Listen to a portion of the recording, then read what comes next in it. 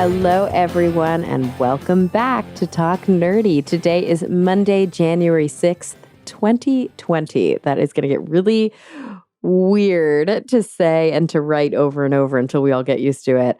I'm the host of the show, Cara Santa Maria. We've been off for 2 weeks. I am really excited to be back. I hope that you guys had a great holiday. Mine was super restful. Today is the first day back in school for me. First day back to my what we call winter session winter semester, because we have 3 semesters per year in my PhD program. And yeah, it's time to get back in the saddle. Okay, what else? Get this. I have a new show coming out, and it comes out on January 20th, 2020. That should be easy to remember, 1/20/2020. And that is the reboot of Brain Games. It's hosted by Keegan-Michael Key. I am the science correspondent on the show, and it's going to air on National Geographic on January 20th, 2020. I hope you guys will check it out. I'm so excited about it. All right. I do want to thank my patrons, the ones who keep the show possible each and every week. Remember, Talk Nerdy is and will always be 100% free to download, even now in our, what is this, like our 6th year, something like that? It's amazing. And that's really because of the support from listeners just like you. Those of you who decide to go to patreon.com/talknerdy and pledge your support, you really keep the show going, and you make it so that everybody else who's listening who maybe can't afford to support the show financially are able to access it for free. So I've got to really thank you guys so much from the bottom of my heart. There's so many of you to thank. The top tier supporters get a shout out at the top of the show. So this week I want to thank some new folks: Mary Neva, Pasquale Gelati, Sinai, Ulrika Hagman, Dudas Infinitas, Phil T. Bear, David J. E. Smith, the Zombie Drummer. We've got Brian Holden, and of course, last but absolutely not least, Jeffrey Sewell. I know that you guys recognize some of those names. Yeah, so super exciting to be back in it, guys. Super exciting to be doing my thing again. And I think this new year of content is not going to disappoint. The reason I think that is because we are starting out 2020 with a bang. Now, my guest this week needs no introduction, but I'm going to introduce him anyway. He is an astrophysicist with the American Museum of Natural History. He's the host of the hit radio and Emmy-nominated TV talk show Star Talk, and he's also the best-selling author of a ton of different books. His newest one is really special. It's called Letters from an Astrophysicist, and we're going to talk all about it in just a second. So without any further ado, here he is, Dr. Neil deGrasse Tyson. Oh my gosh, Neil, I'm so excited to be talking to you today. Long overdue. You don't call, you don't write, you don't text.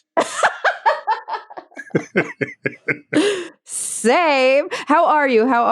Great to be back on the air with you. Thank you. Thanks for having me. Oh my gosh. I'm so excited. So are you home in New York right now? I'm in New York City, and right now, since you asked, I'm in the green room of Town Hall, a theater where Star Talk is going to go live in a couple of hours, and I'm squeezing in this interview just before that. Oh, that's so great. Oh my gosh. Well, thank you for being able to do that. And that's probably why you're talking to me through a really good mic. No, I carry my own good mic, but this room has some risk of people coming in reaching for food. So I'll see if I can keep them at bay until we're done. No, you just need to shame them every time they come in. We'll just say who they are and what they're eating. It'll be really fun. Yeah. Well, Neil, I'm so pumped to be talking to you today. You've got a brand new book out, and it's called Letters from an Astrophysicist. And in a way, this book is kind of, I don't know, it's different from most of the books that you've written. Yeah, it's different. Point. It's different. It's what's been going on under the hood for decades. You know, I have a public persona where there's some culling going on in terms of what I share in the typical media that are interviews or documentaries or YouTube videos. And the culling is not to hide information. It's just I put out information that has maximal broad value to people. Whereas if I receive a one-on-one letter from someone, there's something going on in that person's life. And these letters chosen for this volume are not just, how big is the sun or how will the universe end? These letters are it's correspondence from people who are at some crossroads in their life. And I think they've judged that a scientific outlook might illuminate what next decision they need to make. And so I don't take that responsibility lightly. And also I see it as a kind of a contract with, they could write a letter and I could just answer, like give a wiki answer, right? But no, they're coming from a personal place. And I feel obligated to at least know deeply where they're coming from so that when I reply, it can increase the chances that what I say will be absorbed by the receptors they happen to have, given their place in life. So that's the nature of these letters. And it goes everywhere. It's like God and UFOs and alien, there's a guy who can throw a baseball 100 miles an hour, and he can run 60 yards in 6.2 seconds. And he's actually in the farm system for Major League Baseball. And he writes to me and says, but my first love is astrophysics. I love that. And so he comes to me, and so we commiserate on what does it mean to be doing what you're really good at, even if what you're really good at is not what you love the most. So these are the kinds of angst and anguish and explorations of mission, personal mission statement that fill the book. And of course, there's this layer almost beyond that, which is that you, at this point in your career, having been so prevalent in so many different kind of media outlets, sharing the wonder and the joys of astrophysics with so many people, you are you are a personality that people feel really, I think, connected with, and they feel probably like at this point that they know you. And being able to learn a little bit more about who you are and not just about the science, I think is so exciting for so many people who, as you said before, really have only been able to engage with like the media curated or thoughtful kind of versions of yourself that you put out there. But this gets below the surface a little bit in a way that I think we get glimmers, but this is, a whole book of that kind of depth of your personality. Well, you make a perceptive point, especially the part where people write in a way that presumes I'm their best friend, even though we're complete strangers. And it's almost, it's beautiful, actually. It's like when you're a kid and you think the people in the TV know you. So I have some accountability here because whatever it is I'm doing, people end up feeling like they know me and they write to me. In one letter, a woman writes that she had a two-way conversation with her dead father on the slab at the funeral home and shares what that conversation was and then wanted to know whether I had any particular insights into what could have been going on. Right. And so these, like I said, these are not just traditional questions you would ask a scientist. They're highly personal. And so I don't take any of that lightly. And and it's not only a duty, it's a responsibility to do right by these questioners. And, you wear an awful lot of hats. I mean, the first hat that I think most people identify with you is that of an astrophysicist, right? An academic. But of course, you are a producer and a television presenter. You're a father. You're a husband. You are a skeptic. You are a scientific thinker. And, I think sometimes people are really interested to hear perspectives on social justice from somebody that they see as a Black role model in the sciences, something that's not as commonly seen as we would obviously not just like to see, but we need to see in our culture. Or they want to hear your perspective as maybe a non-believer or as a skeptical thinker. And again, we get those things in glimpses through kind of your Twitter feed or through some of the conversations that you might have on Star Talk. But you really go deep into those through some of these letters. Yeah, it's a whole side of me that's not new. It's always been there, and it's being shared for the first time. So I'm glad you mentioned among my many hats that I wear a skeptic's hat in this book because, in fact, there are many topics that are right in the wheelhouse of that community that appear in this book. There's like a question on Bigfoot, on conspiracy theories, UFOs, and so the public doesn't know how much I support that community. I don't make a big deal of it because that field has people like you in it, highly talented people. You and others, you host conferences, you guys write books. So I see that I don't think you need me, and I use myself in other ways. And so, but when people write to me directly, yeah, I've got to write to them. I can't say, "Oh, Cara, you take it." I'd love to do that. But so you'll see the sides of me that I've always thought long and hard about, but doesn't normally show up in a public setting.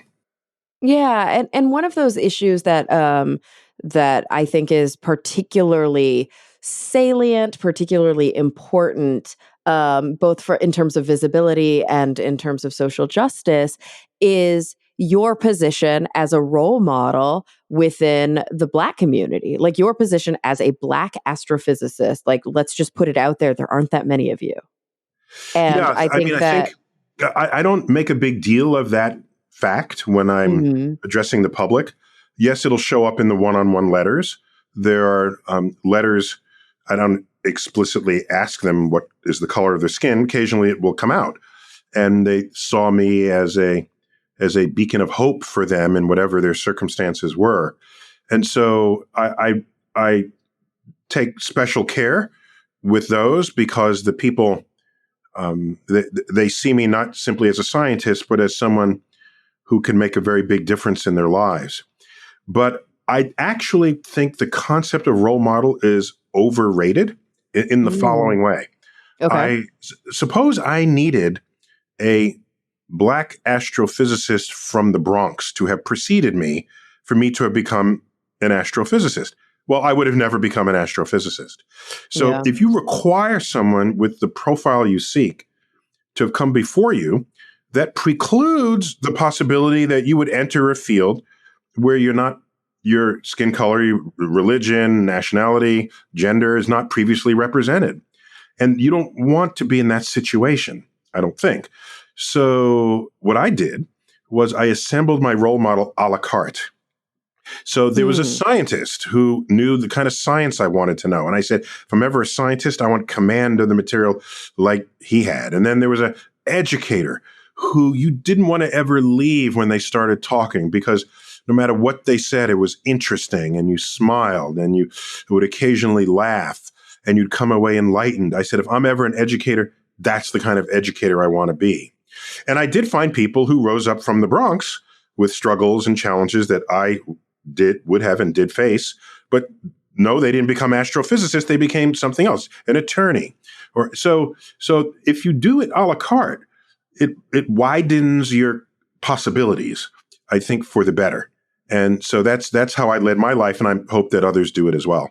And it in some way kind of takes the, I don't know, the maybe not the burden or the responsibility or the tokenism, but some of the sheen of perfection out of the mix. I mean, I think when we're really, really young, right? Like our parents are perfect, or we see, Mr. Rogers on television and he's perfect. And then as we get older, we realize that people are people, and that can be a really confronting reality for us. Yeah, I knew that from a young age. For example, I had baseball heroes there, but Mhm. I didn't want to be the player.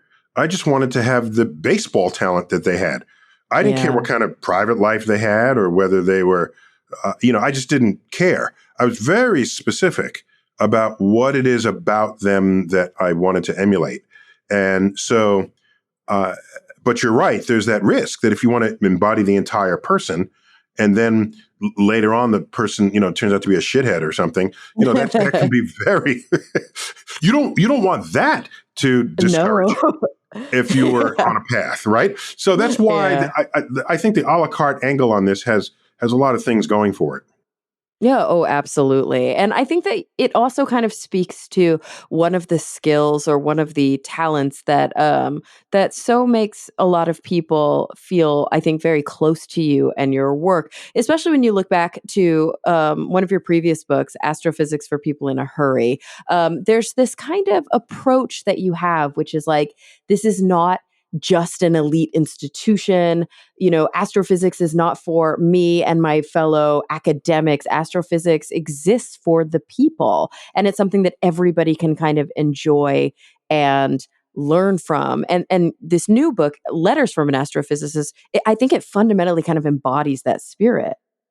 Yeah, thanks for noticing that. And in fact, the publisher wanted people to think of these two books as a pair, right? Ah, The first one just gets you up and cozy and comfortable with thinking about the universe in very accessible ways. And then the Letters from an Astrophysicist gets you close and comfortable with just what it is to think like a scientist and what role that might play in your life. For example, there's something I take for granted, and I bet most scientifically minded people take for granted. And that is the training you have to be a scientist, the way you think, how your brain is wired, manifests in your everyday life all the time, in decisions you make, in the how much you invest in a decision, how you might advise others. The scientific thinking, especially if it can be enhanced by the methods and tools of science, is not just something you do when you go to work. It's not just a class that you took in college or in high school. It is a way of life. And this is what I've tried to convey in all of my writings, but especially in Letters from an Astrophysicist. yeah, and it really does, I mean, imbue the conversations that you're having through correspondence with individuals, especially when it comes to questions that are kind of fundamentally answerable by the evidence. But of course, sometimes there are questions that require a moral stance or that require something kind of beyond a scientific epistemology. They're informed by science, but there's a more kind of human conversation to be had. Is that something that you enjoy engaging in? Is it something that you generally want to shy away from? I mean, how did you decide to kind of go there in this book? Yeah, thanks for noticing that and even bringing it to the front. So I don't invest joy or hate or that kind of emotion, spectrum of emotion in what I do. What I invest is did, did I do as good a job as possible? That's how I evaluate myself, not whether I enjoyed it. So, Neil, when we got disconnected yesterday, because you were actually recording in the green room, getting ready to go on stage for Star Talk Live, yeah? Yeah. And by the way, I'm disappointed we got disconnected. We could put a man on the moon and we can't keep a connection together. Oh, wait a minute. We can't put a man on the moon. We don't have rockets to do that. Oh, I forgot. Okay. We can, yeah, well, maybe soon. Maybe soon. Again, I just watched First Man in the hotel room while I was in Melbourne, sick as a dog and couldn't leave my room. That was a really good movie. Have you seen it Yeah, yet? it's one of the things I thought was audacious about it is I think in one of the Gemini launches, because Neil Armstrong, the First Man is, of course, about Neil Armstrong and his life. He was a Gemini pilot before he was an Apollo, on his Apollo mission. And they showed the entire launch from inside the capsule. And I thought that took some cojones to do that. Because if you're going to see a launch in a movie, you want to see the rockets and you want to see the ascent up the pad. But this is how he saw it. He's in the capsule. So the entire launch was through the window of his capsule. And this is totally getting inside his head. And I greatly appreciated that little touch that they had for it. I was scared shitless that entire movie. Oh. It was like so tense for me. Okay. But you know how things end. What's your problem? I know. Oh my gosh. So I have to ask you a question. Speaking of, I'm sure people have asked you this a million times, but like, would you do it? Would you go to space? Well, I have a complicated answer to that. So, oh, please. Somehow NASA has convinced us all that going 250 miles above Earth's surface is space. And Earth is 8,000 miles in diameter. If you want to get a sense of this, get a schoolroom globe and ask how high above the schoolroom globe would you find the space station? That's a sensible question, right? All scaled to that size. It'd be 3/8 of an inch above the surface. Wow. I'm sorry, I can't think of that as space. I just can't. And so, okay, how about the moon? The moon would be 30 feet away. That's better. Yeah. If you're going to send me someplace, give me a destination. Mars, however, is a mile away on that scale. Oof. So you're going 3/8 of an inch above the surface of a schoolroom globe. I'm sorry, as an astrophysicist, I'm not calling that space. Sorry. Okay. But I don't even think I would do that. Well, so I've joked with Elon Musk. I said, all right, or any of these guys, right? Blue Origin folks and Virgin Galactic. I said, I will go on your ship after you send your mother. Exactly. I'm beta testing that. Yeah, exactly. Right. Oh my God. So I would go if it becomes routine, but I'm not one of these first adopters of things that could kill you. No, I'm just not that guy. I think that's that's reasonable. I mean, should I be? I guess I'm not proud of that. I'm going to sit in the cave while you go out and find out what's on the other side of that hill. And some percentage of you don't come back. And that's how cavemen rolled back then. There's definitely a psychological profile of a person who wants to be the first. Yes, and they factor in the risks associated with it so that it doesn't even matter. Right. I get that. And maybe civilization wouldn't be where it is today without that fraction of our population who thinks and feels that way. Absolutely. And, bless them, but I am not one of them. All right. So when we got disconnected, I think that was just yesterday or 2 days ago now, we were actually talking about specifically some of the topics, some of the personal insights, some of the kind of places you were willing to go in this new book, Letters from an Astrophysicist, because they were specifically, it was asked of you by an individual person who is at a crossroads or who had a specific need. And we were starting to detail some of those things that you talk about in the book that maybe you don't generally talk about in a public forum, because that it hasn't been the focus of your work. And one of the things that we had just started to talk about was race, and was the role of that you held. You had mentioned your issues with the concept of role modeling. But also I was wondering, beyond the concept of the issue of role modeling, why do you choose kind of to not talk about race a lot in a public forum? And why were you willing to go there in this book?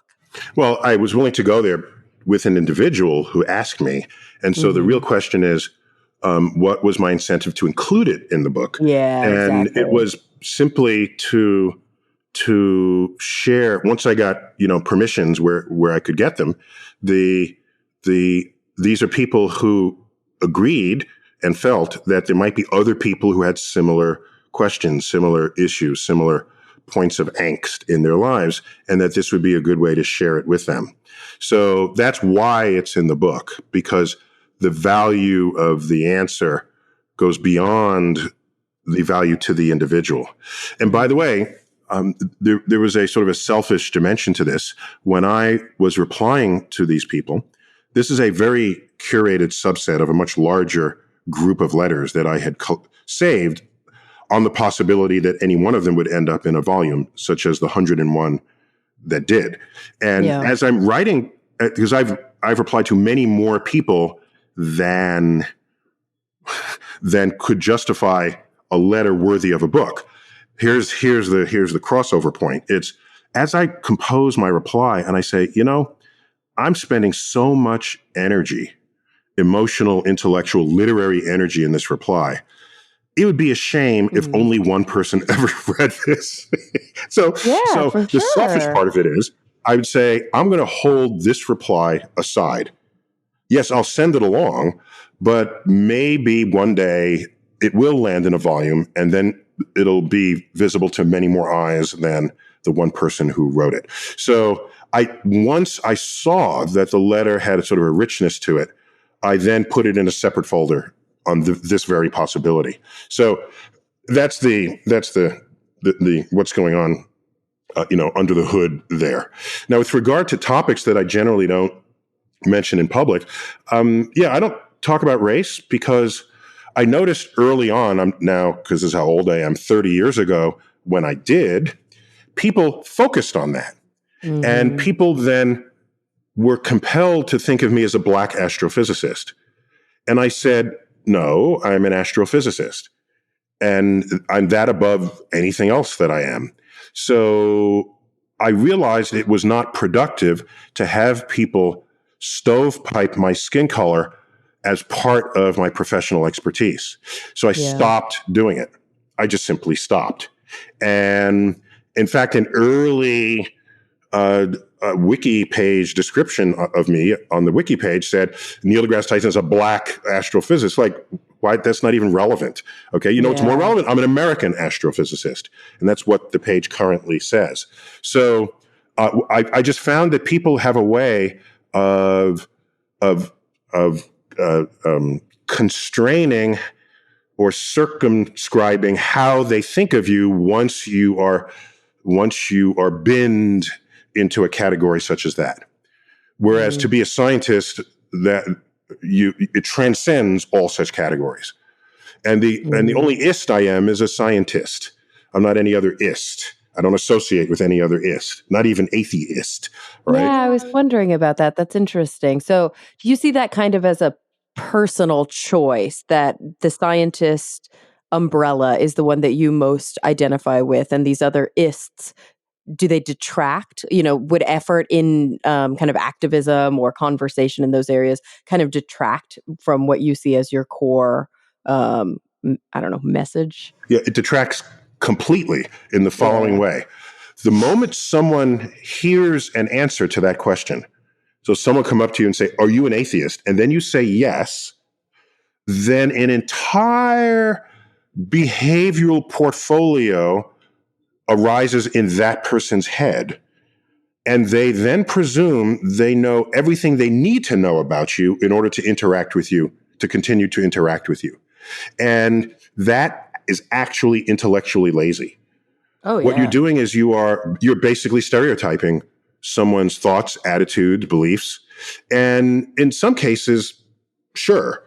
If you only knew that the person did not believe in God, and that's all, when someone said they're an atheist to you, that's all you took away from it, fine. But that's not what people take away from it. Other whole portfolios of assumptions descend upon it, especially in modern times. Oh, you're an atheist. Oh, that means you're immoral, or you're this, or you're that. It's a whole thing, and it's just baggage. It's stereotyped, bigoted, prejudiced baggage. So I would rather have a conversation with someone so that you learn who the individual is. And the more you know people as individuals, the less you can discount an entire demographic of people simply because you found a label that you think they all fit under. Gotcha. So kind of your approach is to try and avoid utilizing the labels whenever possible. I mean, obviously, some labels are always going to be put on you, like what we were just talking about. There's no denying, and that's one of the difficult things about hidden versus overt prejudice, right? There's no denying that you are Black. So some people are always going to make assumptions, or they're always going to think that they know you based on the color of your skin. But when it comes to thoughts, behaviors, ideas, you can kind of avoid those labels whenever possible. Yeah, well, some things are not labels, they're just descriptions, right? Yeah. You can describe the color of my skin. But if you're going to say, oh, you're Black, that means you voted for Obama, when in fact I was a Hillary supporter back in the primary era, you would make assumptions. And so, yes, the Black is the category. If you want to describe my skin color, that's just a descriptive information. Not only that, often, even the descriptive information contains interesting biases. So people say, oh, Obama was our first Black president. Well, he was exactly half European white. So why don't we say he was our 44th white president? No one says that. He's Black. Well, he's Black because you have decided that that's his category. And he has been treated by the rest of society in that way because this is the category he has been assigned. He was not assigned the category of white, even though he is as white as he is black. So this is the kind of thing I'm talking about. I would rather have a conversation with you for you to learn who I am, what I'm about, then form your opinion. And I have no problems. If you like me or don't like me, based on those conversations, I don't have an issue with that. But if you don't like me, that's a problem. This is what allows military actions to unfold where you can just sit there and kill someone you've never met before. You have this understanding of them without ever having met them, without ever having broken bread with them or shared a glass of wine with them. And so yeah, that's why. But it's in the book because people asked. And so there it is. And by the way, it's very a small fraction of the book. It's a few letters out of 101. Mm-hmm. Most are not that. Yeah. And also, one quick thing, it relates to what you asked, but it's not in direct response. There's also the narrative that people want to have when they think you're part of a category. So people heard I'm black and I'm from the Bronx, and they would say, oh, he was a poor black kid from the Bronx. No, I was not poor. Okay. My earliest memories are, in fact, in housing projects in the East Bronx, but they were middle-income housing projects. It's still lower end of the economic spectrum. I was there until I was 6 or something, and then my father got a better job. We became upper middle class. He worked for the city, was a commissioner under Mayor Lindsay in the 1960s. He had a driver pick him up and take him home. So no, I'm not playing a poverty card here. But that's the narrative that people want to be true so that they can then carry this, so they can, I don't know, it's what they expect. Mm-hmm. And I don't want to sit here and be what you expect. I'd rather be what you learn of me to be after having a conversation. It's definitely much more comfortable when they can paint people, when people can paint others into, like you said, these expectational kind of categories. I just made up a word when I said that. But take it. I love it. Yeah, these categories that seem to fit what the narrative that they've described in their head. And whether that comes from racial bias or it just simply comes from a need to, I don't know, make sense of the world. No, it's tribalism. I think it goes very deep. Yeah. It's tribal. Are you in my tribe or outside of the tribe? And I'll use any little thing to decide that. And even if it's something I have to be told about you that I don't otherwise notice by looking at you. How is it that Protestants and Catholics could be fighting each other in Ireland? I know. Right? What does that even mean? They're both Christian. They both have the same skin color. They both go to church on Sundays. But now they're like fighting each other and bombing. This is, the whole tension that existed for decades some years ago. So it looks like there's nothing to stop people from finding very small differences, making those large differences, and justifying killing one another. So this is tribalism, but it's also, like I said, intellectually lazy. It means you don't actually want to have that conversation. And, I think that it's interesting to think of the fact that there are some cases in which finding yourself a part of a community, like the scientist community, can actually have really positive benefits. I'm wondering if, when it comes to these kinds of labels, quote unquote, do you identify as a New Yorker? So here I am in order, okay? In terms of things that have influenced my life. Yeah. Okay. So I am male. So I've done like male things my whole life. So I wrestled, I lifted weights.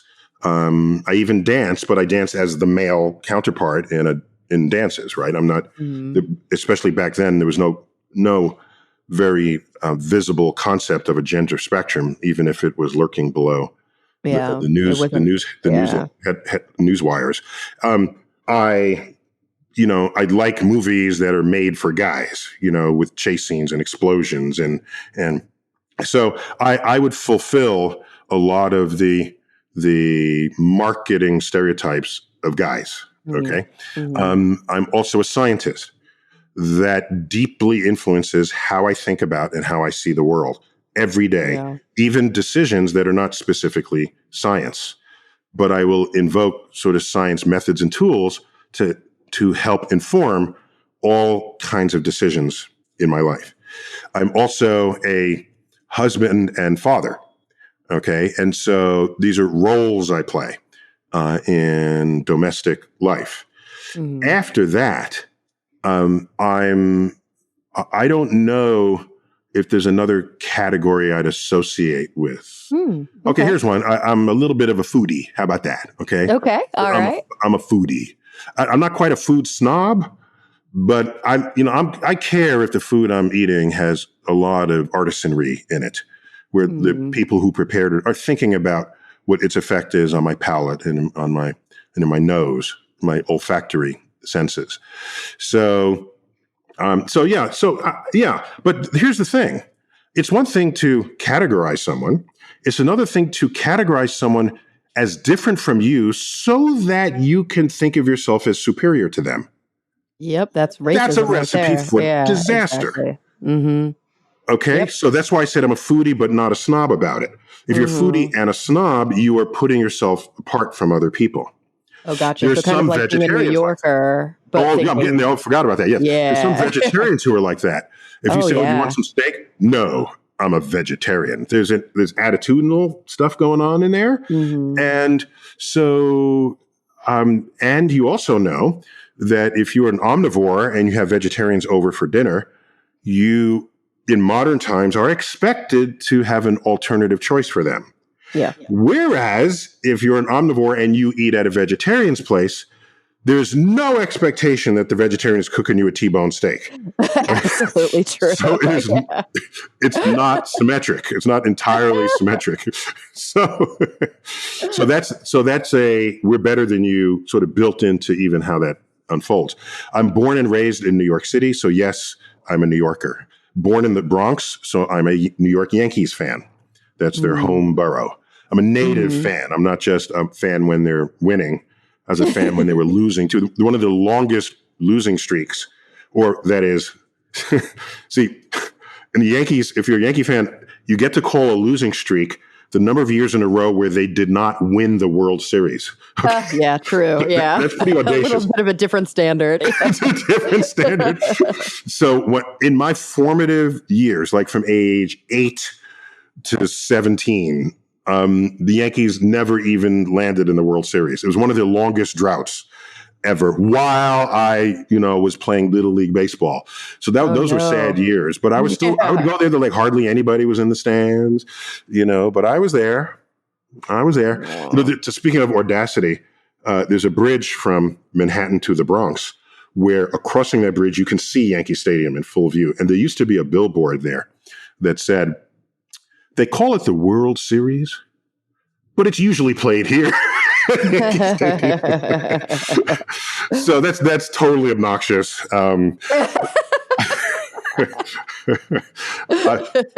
I'm a New Yorker, and I didn't realize whether I was a New Yorker snob until I went away and then came back and then saw New Yorkers, but from having been away for a while. And I said, wow, did I used to behave like that? That's interesting. That's a little embarrassing. Yeah. So I've been a little more sensitive to that since then. To college years. Yeah. Sometimes you have to step outside of yourself a little in order and use that kind of empathy. Yeah. To be able to see that. Oh, by the way, this empathy and sensitivity and awareness, this is a fundamental part of these letters. And I don't remember if I got to say this when we first began, before we lost the connection, but in these letters, for me, it's like a contract that I have with the writer. And it's kind of a submerged contract. And the contract is, I'm not just going to answer you using my expertise. Because you could just get an encyclopedia or you could just if you just need an answer, that's not what I'm trying to do here. I want to know where you're coming from. What is going on in your head? What kind of brain wiring led you to this letter? And how did you write the letter? Is the letter upbeat? Is it a little bit sad? What is your vocabulary set? What is your literacy in your act of communicating.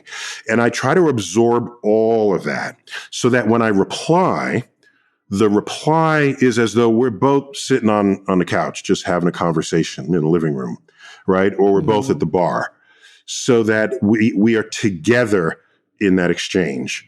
I'm not just some distant source of information that you seek. And in that way, the letters become much more personal and much more sensitive to where the person is and where they might want to land. Yeah. And one of those you actually put it in the section on tragedy, I think, if I'm remembering correctly.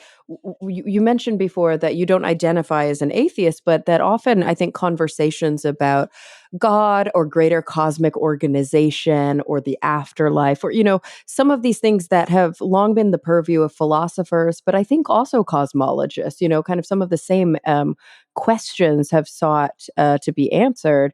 Individuals ask you about your take on that, and I think you've given us glimpses before in some of your conversations on Star Talk, or in some of your in Cosmos, or even in some of your conversations in social media about your thoughts and feelings about whether or not there is a creator, whether or not you do believe in God. So even though you might not subscribe to the label, you offered us an insight into your perspectives in this book that I don't think we usually get from your work.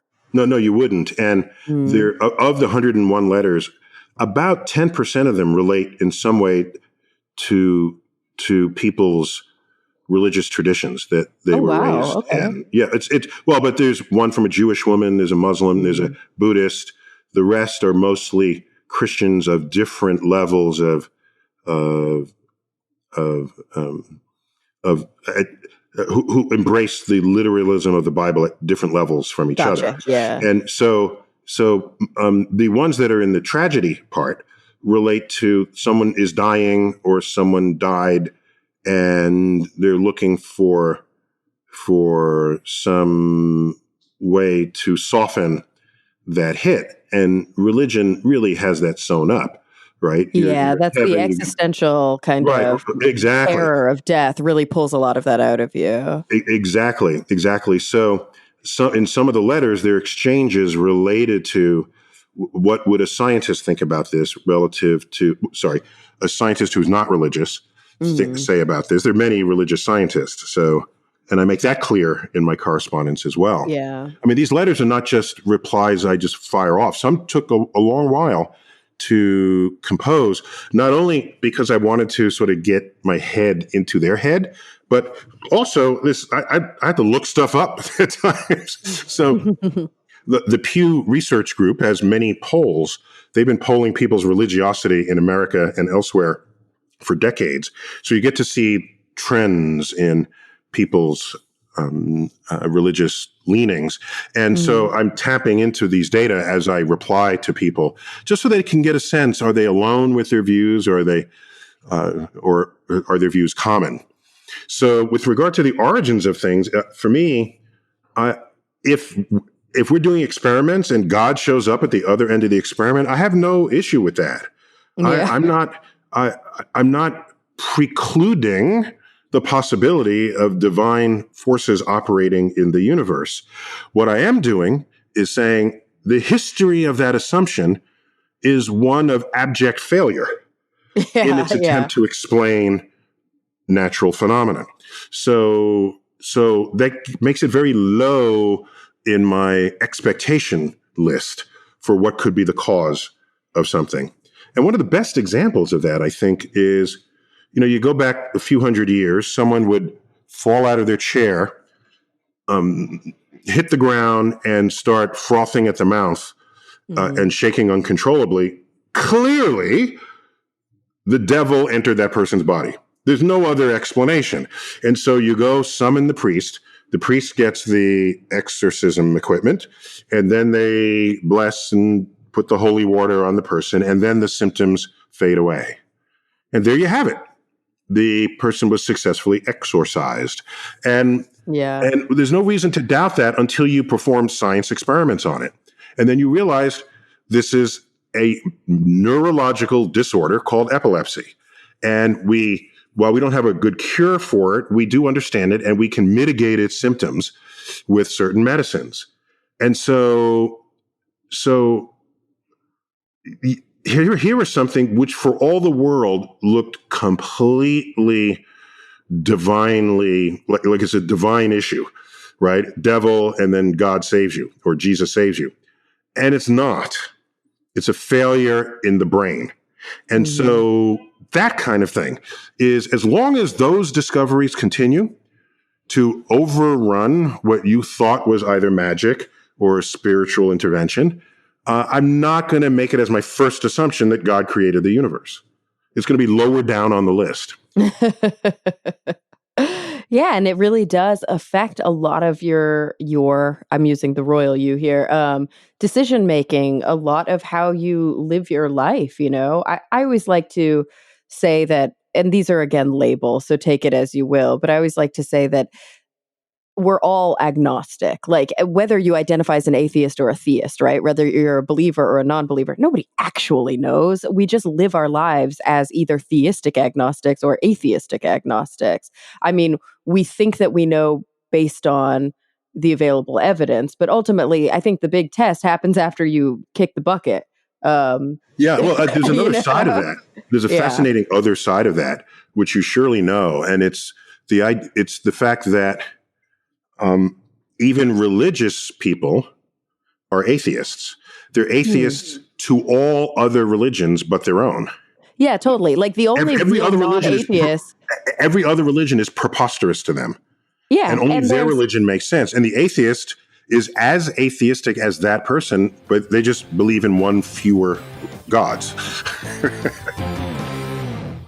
Yeah, exactly. Probably the closest that you have are these like indigenous or we should say in India, Hindu kind of polytheistic religions where they believe in a lot of gods.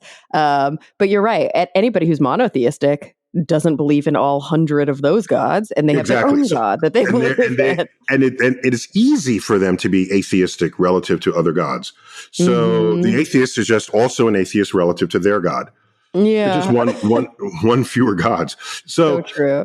Yeah, and so here's what I didn't complete the response to you when I say I don't associate with the term atheist because it comes when people invoke the word in modern times. It comes with assumptions that I do not fulfill.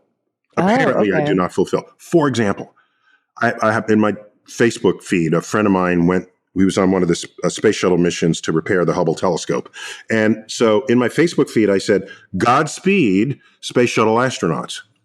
And in the comment thread, it said, Godspeed, I thought you were an atheist, right? Oh, so I guess I'm not an atheist.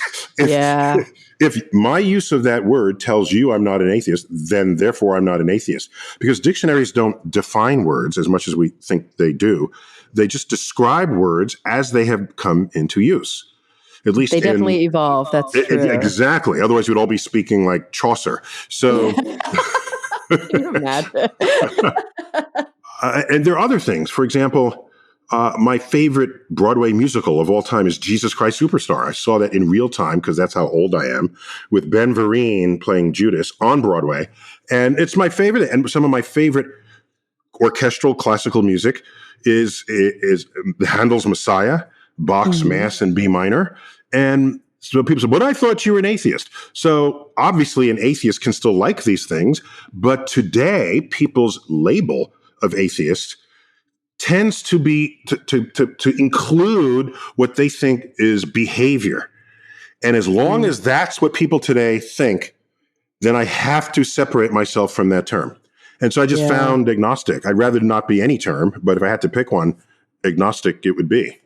Interesting. Yeah, it's true. There's so much baggage. There's so many expectations. And, you know, I'm somebody who obviously does subscribe to the atheist label and speaks at atheist conferences and has been involved in that kind of community. And it's true. I get really annoyed when people, like I say, bless you when somebody sneezes and people will try to be like, you shouldn't do that. And I'm like, are you serious? This is just a cultural phenomenon.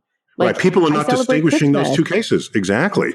Yeah. And it's like, not only that, I said, you know, my Godspeed to the astronauts, I said to the atheist, have you ever used the word goodbye? Oh, yeah, of course. Well, that derives from God be with you. Oh, I didn't know that. So are you still an atheist because you use this word? And so, it used to say, God be with you when you left the city walls and you went out into the very dangerous countryside en route to your next destination. And you wanted some measure of support and safety from divine forces. God be with you. So Godspeed is, these astronauts are moving really fast. That's the source of danger. So we don't have to protect them against marauders. Not yet, space marauders, space pirates, but it's speed kills, especially at the speeds they're going. So, and in the book, I was chastised. It might have been in the hate mail chapter. I was chastised for using BC and AD in dates. They said you should use BCE and what's the other one? CE before CE, Common Era, and Common Era, or at least come up with something that is not based on a religious figure, like the Big Bang or something. And my reply was, Pope Gregory invented this calendar based on the Julian calendar, because the Julian calendar had accumulated errors that needed to be fixed. So Pope Gregory tasked his smartest priests, these are the highly academic Jesuits, to figure out why is the calendar shifting against the seasons. What's going on? What's wrong with the Julian calendar? They figured it out. They corrected it. And in 1584, they introduced the Gregorian calendar. And it is the most accurate calendar ever devised. And all I'm saying is, were any atheists then trying to fix the calendar? No. So STFU, put the credit where it goes and move on with life. Okay, have you seen anybody else's calendar? Have you seen the Chinese calendar, the Jewish calendar, the month? You got to put in an extra month sometimes. Because the lunar, some years have 13 months, some years have 12. Okay, so you want to talk about precision? The Gregorian calendar won that contest. Let's move on. And I have no hesitation giving credit where it's due. Yeah, it's interesting. I never thought about the fact that some of these changes to be more modern in terms of secularism or even in terms of like progressive thought when it comes to egalitarianism might actually erase historical facts in a way that makes us forget, because that's obviously not one of our strong suits as a culture and a society, is like remembering history and learning from it and attempting not to repeat it. And the more that we erase kind of some of those historical facts, the more likely we are to kind of forget how we got to where we are today. That's an interesting perspective that I honestly, this is the first time I ever really thought about it. Yeah, it's a tracking of history that I fully embrace now, and especially since Common Era and before the Common Era is an exact one-to-one mapping on BC and AD. Yeah, it's just changing the name. Yeah, you just what is it? Window washing, whatever. What's the term? Whitewashing. You just putting window dressing. You're just putting atheistic window dressing on a religious window. That's what you're doing there. And so that's, again, this is behavior that atheists chide me for. And I'm just trying to be sensible about the tracking of the actual events of the world. And let's be kind of frank and honest. And I would love to know from you kind of a little bit of your own history, because I think most people who are listening to this show right now know you and love you from Star Talk Radio. They know you and love you from Cosmos. They know you and love you from, the books that you've written. And I wanted to maybe take a minute to talk about how you in some ways transitioned, or maybe I shouldn't say transitioned, but started to wear both hats of being both an astrophysicist, but also an astrophysicist with a massive public following, because that's, there are a lot of people out there doing really interesting work, and it's quite rare to have somebody who I would venture to guess that if you were to survey most Americans, can you name a living scientist that yours would be the name that comes up? And so that's a big, change, I'm going to assume, from some of the early work that you did as a scientist. And obviously that's going to open up all sorts of questions, because I want to know how you kind of deal with some of the things that come along with that. But how did you first start to transition? I'm not sure I'm fully clear on your history in that respect. Yeah, none of it was a goal. It was, just even to this day, I'd be perfectly happy just going back to the lab and sort of backing out of all of this, going through the rear door and going straight into my lab. I would be irresponsible to do that until there were enough other people on this landscape. I want there to be enough people, sort of science educators, science popularizers, yourself among them, of course, who are, as we say, preaching the science gospel. And then if there are enough people out there, then I can back out of it unnoticed. And then, 5 years later, say, hey, wasn't there a guy named Neil Tyson? Yeah, but who cares? I got these 9 other people who are serving my cosmic curiosities. That's the conditions under which I think I would still do that. The way it came about is I learned early on that, well, let me say it simpler than that. I'd known since age 9 of my interest in the universe, and since age 11 that I wanted to be an astrophysicist. So I had a love of subject from very early. Okay. And Carl Sagan famously said, if you love something, you want to tell the world. So let me alter that just a little bit. If you love something and someone asks you about it, you will never stop talking. Yeah. That's the corollary to that. All right. One of them is an aggression. The other one is more passive, but it's still, you just bit off something that you might not be able to chew if you asked. So I had such an interest that when anyone asked me about from early on, middle school onward, about quasars, black holes, Big Bang, Einstein's relativity, I would explain it to them. And early on, I would notice if I explain it this way, they don't really get it. But if I explain it this other way, then they do. That's interesting. Let me make a note of that. If I use this word instead of that word, their eyebrows raise up higher than they did with the previous word. So I just kept note of this, because if I'm tasked with sharing what I love, I want to be as effective at it as I can. I mean, why not? And for me, the biggest professional transition occurred when I became, at this time, I think I was only interim director of New York City's Hayden Planetarium. By then, I'd already published a few books, and so my commitment to reaching the public was not a matter of just trying to convince them by saying so. There was actual books that served as evidence for this interest. Yeah. But there I am, and there was the first exoplanet was discovered. It was 1995, and NBC News sent up a camera, one of these action vans, to interview me. They didn't want to interview Neil deGrasse Tyson. They wanted to interview the director of the Hayden Planetarium, who happened to be me. Right. Yeah. So they were attracted to the title, not to me. They don't know me from anything at that point. So they come to me and they say, well, how was this discovered, Dr. Tyson? And I gave my best professorial reply. I said, well, the Doppler shift and this and the spectral lines shift. And it's on and on and on. And I gave like 20 minutes. And then I said, people are talking about the wobble of the host planet in response to of the host star in response to the gravity of the planet. But it's not really a wobble. It's more like a jiggle. And I kind of jiggled my hips and just to give a little body language to that. Yeah. And that evening, so I gave my 20-minute professorial reply. That evening, 90 seconds of that interview showed up. And right in the middle of the interview was me shaking my hips. And I said, okay, all right, now I understand. Even though they came to my place to get my comments, what they really want are comments that work at their place. Yeah. They want sound bites. So they had sound bitten me. And I said, I can give them sound bites if that's actually what they want.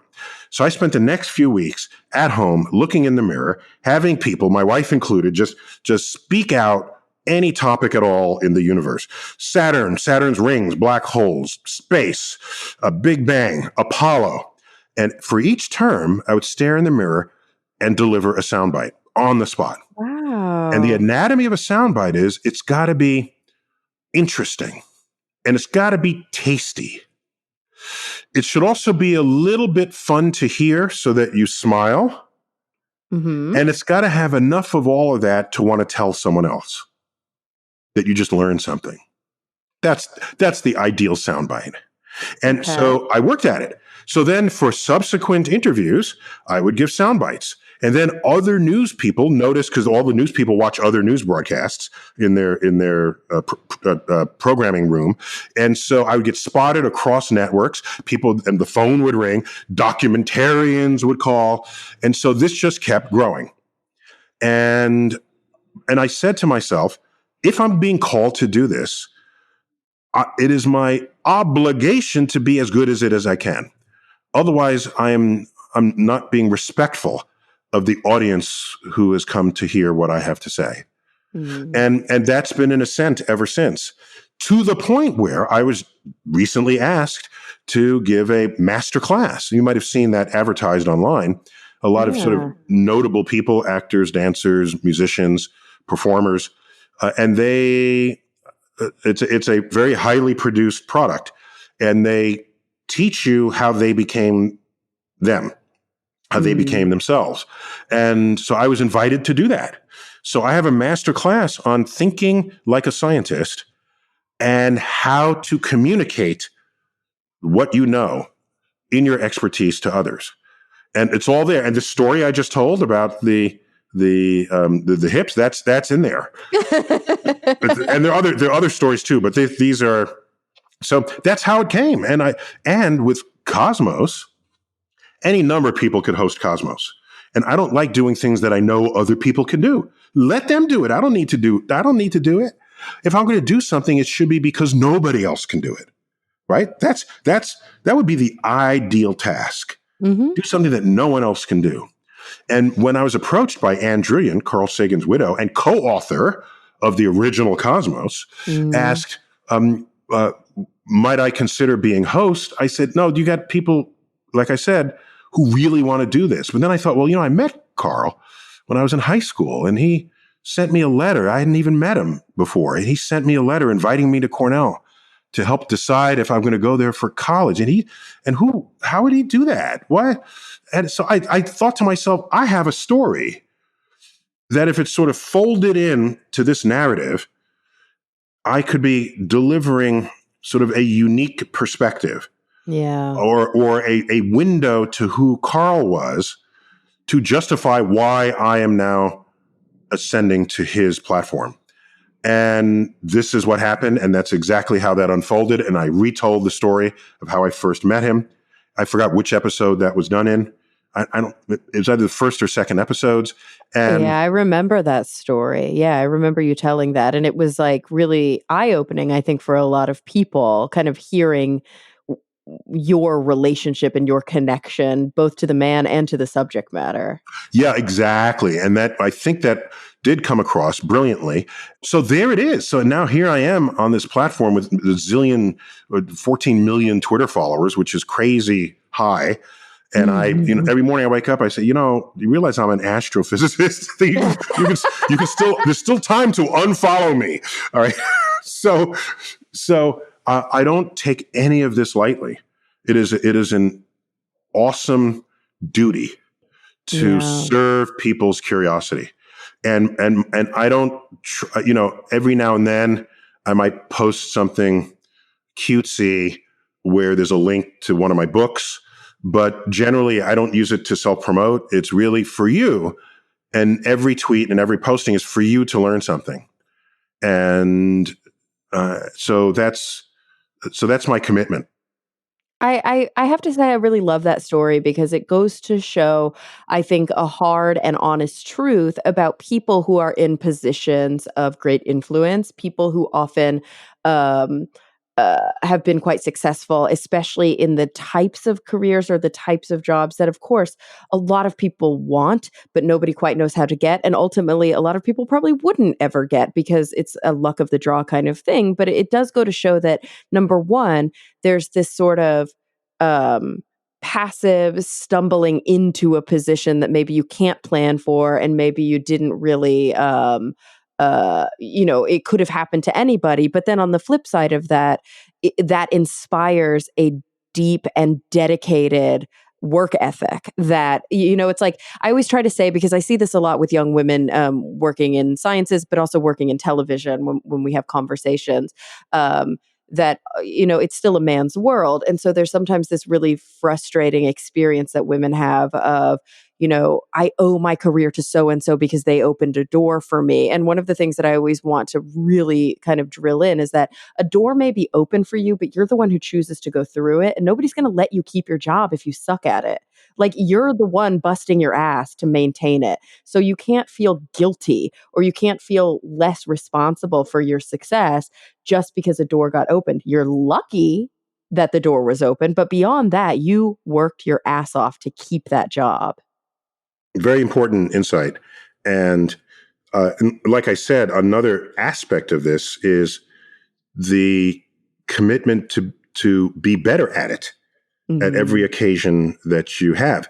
If I can say that if I did not have the energy to be better at it, to see where I failed one time and where I would improve it the next time, then what happens is you ossify, and you might still have value in some media outlets, but it doesn't continue to ascend. And that's fine if you want to stop there. But I just feel that if I don't continue to improve, then I'm being irresponsible on the platform that I already occupy. If I can do this better, then why not? Otherwise, I'm doing the public a disservice as well as myself. Yeah, I mean, with that many, like you said, 14 million Twitter followers, with like that many of the world's eyes on you, I mean, it really does start to become something of a real responsibility. But also, it must be a lot of pressure. I mean, I'm wondering, how have you managed to deal with the amount of expectation, the amount of fame? Obviously, if you walk down the street, people are going to recognize you. People are going to talk to you. It must be very hard to like exist in crowded places. You mentioned in the book, there's actually a whole section on hate mail, which is one of the negative things that comes along with, being in a position, even the people we think of that are like, everybody loves, I don't know, Beyonce or Chrissy Teigen. And then we don't realize, like, yeah, of course, they get so much hate mail all the time. And that's just like a dark underbelly of what it is to be in the public eye. So I guess that's a long way for me to ask you, what are some of the difficulties that have come with this kind of position that you've found yourself in over the years? And how do you deal with, not being able to live anonymously the way that you could maybe 20, 30 years ago? Yeah, so it's a great question. And let me unpack it into several places. So first of all, the fame factor was not overnight. It was a very slow but real build. And I've even been able to quantify it. So there's some people who like get discovered because they got a big movie role break, and then everyone has heard of them one day and previously they didn't. Yeah. That can be very abrupt. And if it's abrupt, it means you might not have handled it gracefully. So might not. You could have, of course, but there's a good chance that it would take some very serious adjustment. For me, it was very slow and steady. Even when I hosted Cosmos, you could look at Twitter followers and you can plot it, number of Twitter followers over time. And there's a little blip. It went up 4% in the initial airing of Cosmos, and then sort of continued on a gentle slope upwards. So yes, that was an abrupt uptick, but it was not a significant uptick relative to the number that was already there. So as a result, I've been able to adjust to the fame factor. So I said, okay, I have to start wearing sunglasses, even when the sun isn't out. Or I have to start wearing a hat and sunglasses. So that's my current disguise. Okay. I can't wear glasses and a nose and a mustache because I already have a mustache. And I actually happen to like Outback cowboy hats, and I started wearing a cowboy hat, but then the cowboy hat in New York City called attention to itself because nobody wears cowboy hats. Yeah. So that failed. So then I just got like a baseball cap with nothing on it. And I walked down the street quickly with my head down. And that cuts today what would be hundreds every few blocks, down to one every 5 blocks or 10 blocks that I walk in the street. Wow. And the one or every 5 to 10 blocks, that's a person who I don't know, they were walking beside me and had a longer look, or, and this is the really weird one for me, they heard my voice and then they turned around. They said, I know that voice. You're Neil deGrasse Tyson. And I'm thinking, I don't even hear, do we even hear our own voices? That's not a thing, right? So I don't have an active awareness of how recognizable my voice is. I just don't. So I'm always surprised when that happens. So now you can ask, for those people, does it get tiresome or annoying? And what guides me in this is this memory I have of an interview. I think it was an NPR interview of a hockey player. And they were interviewing, and I don't follow hockey, so I don't remember at the time who this was, but he was a famous hockey player. Might have been Wayne Gretzky, all right? But I wouldn't have recognized the name at the time. And they're interviewing him just at a restaurant. Remember, it's audio because it's just NPR. And so you're hearing chatter in the back of the restaurant, and then someone comes up and asks for an autograph. This is in the autograph day, pre-selfie. And they pause the interview, but they keep the sound running. So you hear this exchange. And afterwards, so the hockey player obliges. It took 15, 20 seconds or so. And then the interviewer asked, does that get annoying? Does that get old? And he replied, I'm almost quoting here, if my God-given gifts are such that 15 seconds of my life can completely make someone's day, then I would be irresponsible to not bring that level of joy into the world for such a trifling investment of his own time. And I never forgot that. And that was long enough ago. I said, I'll never be that famous, but that's still an interesting thing to hear.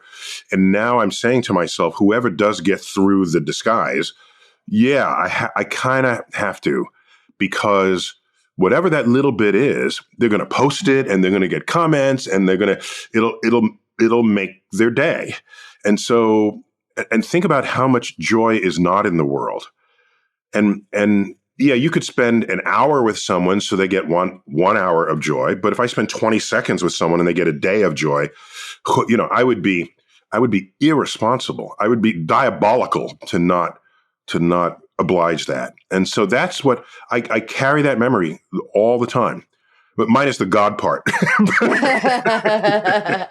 And you must be able to see it in real time with some of these people. Like when you say hi or you take a selfie or you have a short chat with them and they're just like literally melting. Like that must be such a good feeling. There's some cases where they're shaking actually. And I try to calm them down. I say, it's just, this is the shaking just out of excitement. And there are others who just become speechless. And usually the speechless ones are when they sort of turn and they see me, but they didn't sort of track me down. Because if you track me down, you've had the time to not be speechless. You're ready, you're prepping, you're figuring out what you're going to say or what you're going to ask. So there's the full gamut. Now, as an educator, I remember tracking the difference between those who come up to me and say, "Oh, are you Tyson?" I said, "Yes." "Tell me more about that black hole you mentioned in that. How come did it? And tell me about Pluto." Lord. I'm angry. Okay, so wait.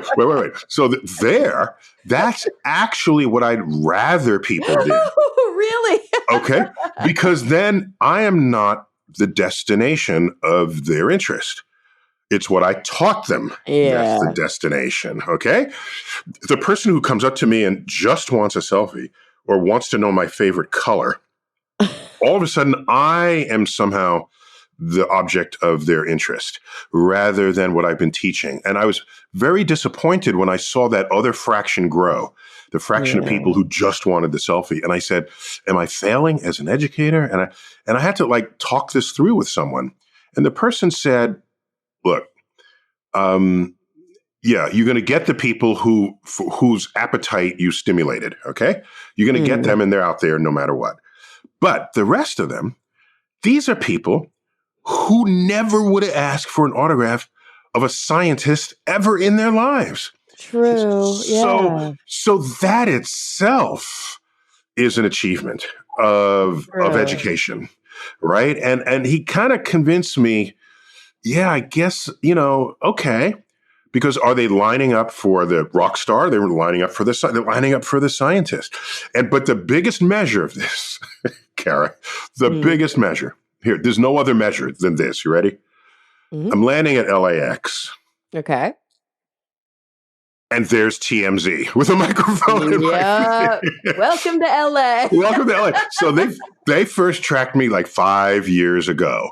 And it was around when Pluto was getting some other new round where Pluto was getting raked over the coals. And I was originally going just to avoid them because they always just ask embarrassing questions. And I said, well, wait a minute. Whatever they ask, it's got to have something to do with science, doesn't it? Right? And if so, I get to put science on TMZ. so this was like, holy shit, this is like a triumph.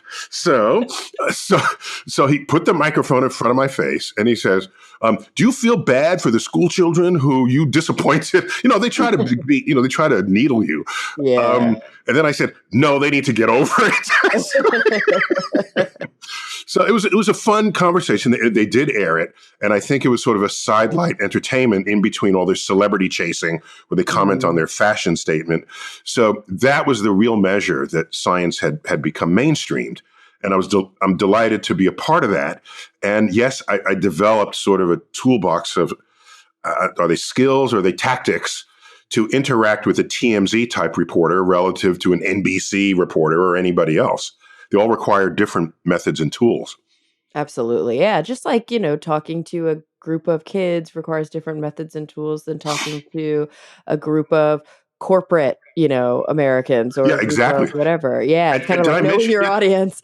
Know your audience, precisely.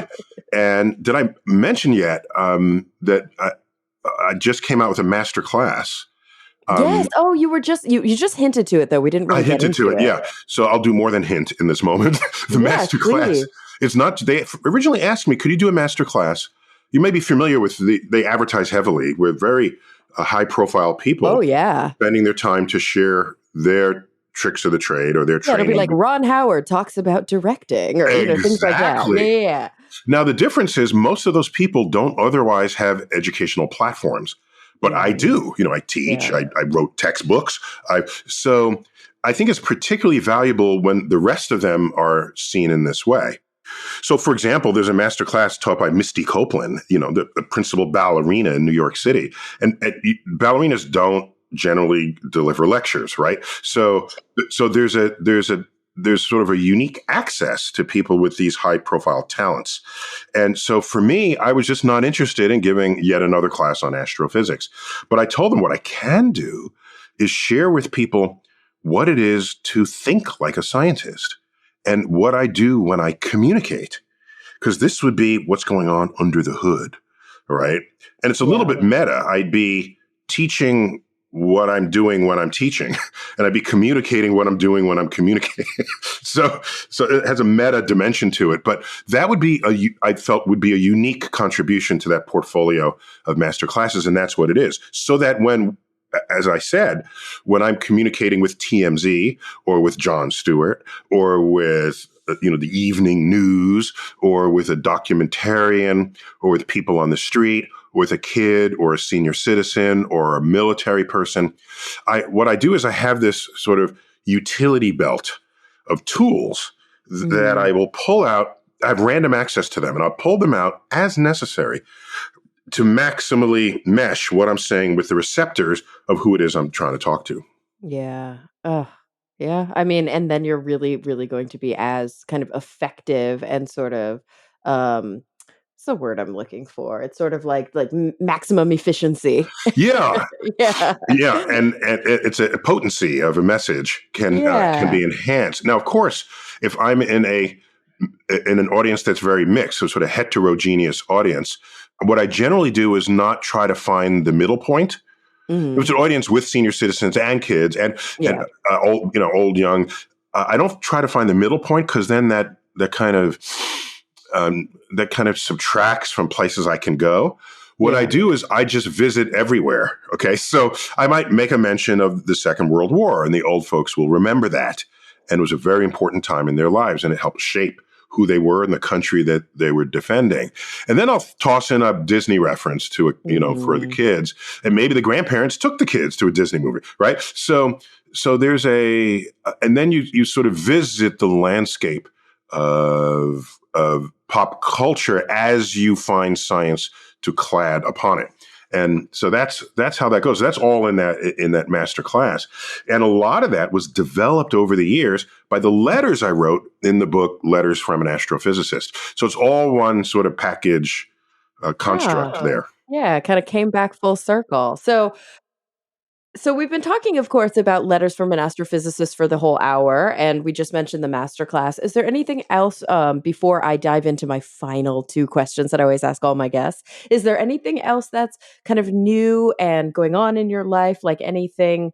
I think I might have heard rumblings of a cosmos situation. Like Oh what's yeah. new? What's new? Rumblings of a cosmos situation. Oh yeah. So yeah, another season of Cosmos drops on March 9th, Oh my Monday gosh! So night. that means you already finished it. You It's already in the filmed it. can. We're Whoa! prepping for media. What media will land, and it's going internationally.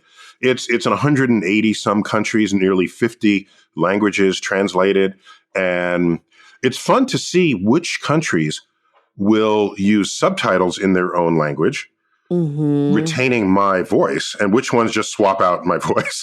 Oh my gosh. It's just- And so is this a Nat Geo / Fox production again? yeah, so it's a little more Okay. complicated. Yes, but it's complicated because Disney bought Fox, Yeah, and Nat but they Geo. didn't Yep. buy all of Fox. Oh, yes, that's And so true. here They it is. didn't buy Fox News, they didn't buy Fox Business. Correct. And they didn't buy Yeah. Fox flagship.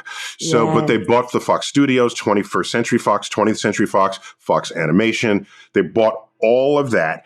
And Fox, at the time they bought Fox, owned National Geographic. So Mhm. it's like Yeah. buying somebody out on a Monopoly game. You get everything. You get you get their utilities as well as their other properties. And so, all right. So now Disney owns National Geographic, but the Cosmos was originally conceived to air on flagship Fox and go around the world on the National Geographic World Network. Now that flagship Fox is no longer part of that Nat Geo thing, so it's now just a negotiation how the stuff lands. So the way it's going Ah. to happen is, again, this is inside baseball here. I'm sorry you asked Yeah. for it. So it will air domestically on National Geographic 13 consecutive Mondays beginning March 9th. Mhm. On the very next day, Tuesday, Wednesday, Thursday, Fridays, it airs around the world in all of those marketplaces. Okay. Mhm. So now Fox will not air it until the summer. Mm. They're going to start with the first episode up against the Olympics. So are they burying it where they do? No. Well, I mean, the Olympics is only 2 weeks, so and it goes 13 weeks. Yeah. So that's just when they decided they're going to do it. So there'll be Cosmos throughout the spring and throughout the summer is how that will land. And, yeah. And by the way, I know people say this a lot, but it's really true. This is the best of the three Cosmoses by far. Well, it's by far. First, I'm better, okay, at hosting 13 episodes, but I think the writing is top notch. Anne Druyan is the lead writer, as she was for the last one, and she co-wrote the original Cosmos with Carl Sagan. Yeah. as well as Steve Soder, who's a friend and colleague of mine. And so Anne feels the universe, and that's why when you think of cosmos, you're not even thinking the word documentary, are you? Mm-mm, Right? not at all. It's so much more than that. It's more than that. And the more than that is because it's not just the content being delivered, it's the meaning and purpose and humanity of what it is to wield the power of science in the service of civilization. And so I think all the cylinders were hitting on this one. And it's called Cosmos Possible Worlds.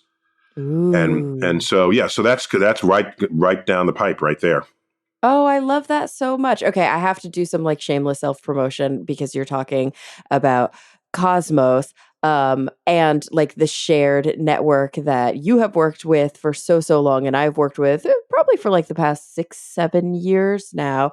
I am the field correspondent on the brand new Nat Geo series Brain Games, which goes to air on January 20th. Cool. I know. So, and that's I saw that on your resume. I said, Brain Games? What was that? What? yeah, that's What, hosted girl? by.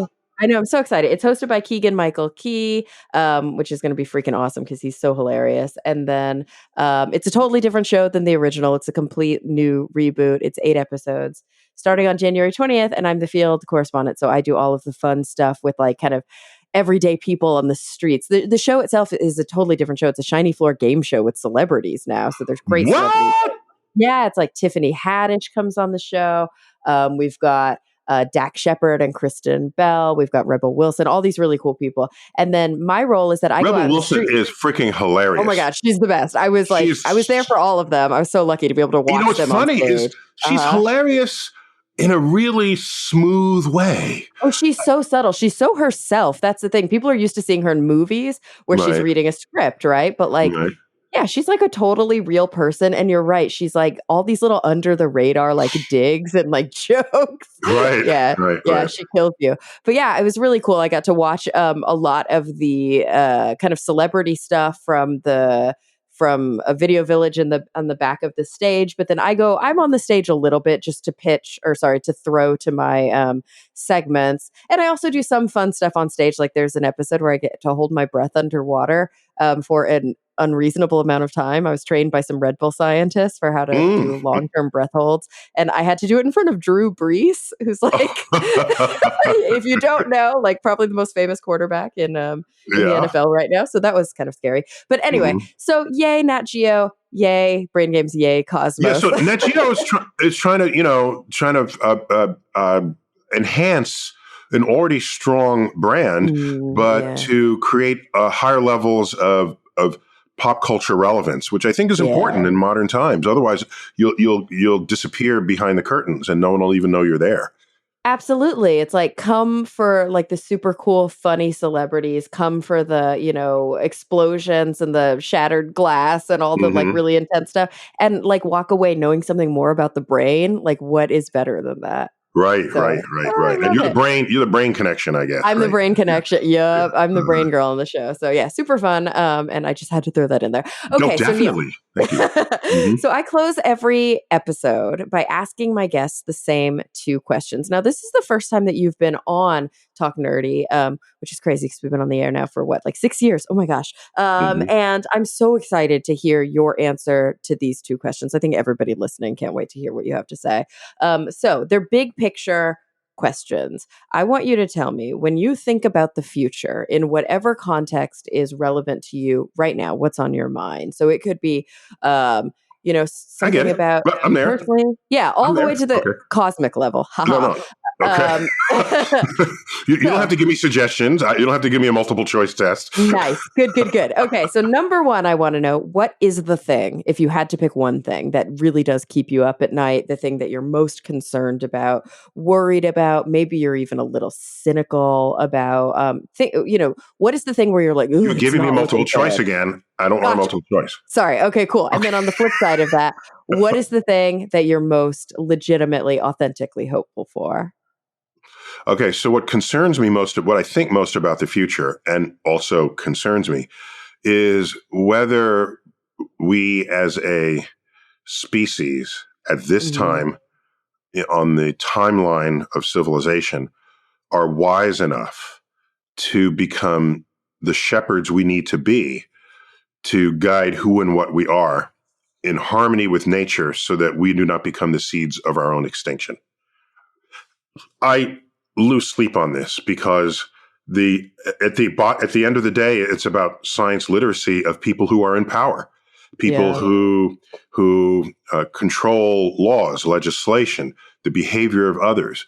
If they are not only scientifically illiterate, and therefore cannot act in an informed way about what will be in the service of our survival going forward. If they're also powerful and if they have political power and wield the power of scientific tools and don't know what they are or how to use them, that's just a recipe for disaster. And that worries me. And so I, as an educator, and all the rest of us on this landscape who are trying to get people to think straight, to understand what is true and what is not, and what science is and how and why it works. Given the state of the world now, I wonder what the state of the world would have been if we didn't exist. So I worry that we're all failing at this exercise. Yeah. But maybe things would have been worse if none of us were on that landscape, yourself included. Mm-hmm. So that's what I think about. Now, what's hopeful? Was that the other side of that coin? Yeah. What are you looking forward to? Okay, I look forward to looking around me and seeing so many other people bringing science to the public that I can tiptoe backwards and step out the back door and no one will notice. All right. And then I go back into my lab and become a scientist again. And there's a fertile landscape of people bringing the fruits of the frontier of science to the public. That's what I look forward to. People say, what do you want to be remembered for? That's not what I do. It's not what I'm about. I don't need to be remembered for a thing. All right. If I teach you how to think about the world and now you're empowered and you're inoculated against charlatans, I don't need you to reference me at all. If the day you reference me, well, that's cult building. Yeah. Like I said, if someone says, I think this way because Tyson said so, then I failed. Yeah, right? That's like the opposite of what you're trying to do. It's the opposite. Education is empowerment of a person's mind, not reference back to some source of some oracle or some source of truth. No, you need to be empowered to find the truth yourself and know it when you find it. And that's the real test. There are people who think they know the truth that the earth is flat because they found it. No, there's a disconnect there. And it's not even their fault. They don't have the tools that should have been brought to them in K through 12. So those are long answers. Let me turn them into sound bites. You ready? I worry that we are not wise enough to become the shepherds we need to be to prevent our own extinction from our own wrongdoings in this world. My hope is that I can be successful enough in attracting other people onto this landscape, other science educators, so that I can just back away slowly, tiptoe out the back door, and go into my lab, and no one will know that I'm missing. And that way I know that it's not just the Neil show out there, it's the science show. And then there's some hope that science literacy will permeate the world in the interest of the health, wealth, and security of us all. Neil deGrasse Tyson, everybody. His new book is Letters from an Astrophysicist. And as he mentioned, March 9th, Cosmos, Possible Worlds on National Geographic. Neil, thank you so much for joining me today. I had an absolute blast. And this was way overdue. Well, you didn't call, you didn't write. You've been doing this for 6 years, Shame on me. It was keep up so much fun. Keep up the good work. We're all your champions out there. Thank you so much. Because you're on a landscape, and the brain is a whole other part of what people, the universe out there and the universe within. And if you focus on the universe within, I feel good about that. You're and on you've the case. always been such a strong supporter. You've always been such a heavy influence on my career, and I really do thank you all the way back to the very beginning, like 10 years ago. Wow. Yeah. So thank you so much. And hey, everybody listening, thank you for coming back week after week. I'm really looking forward to the next time we all get together to talk nerdy.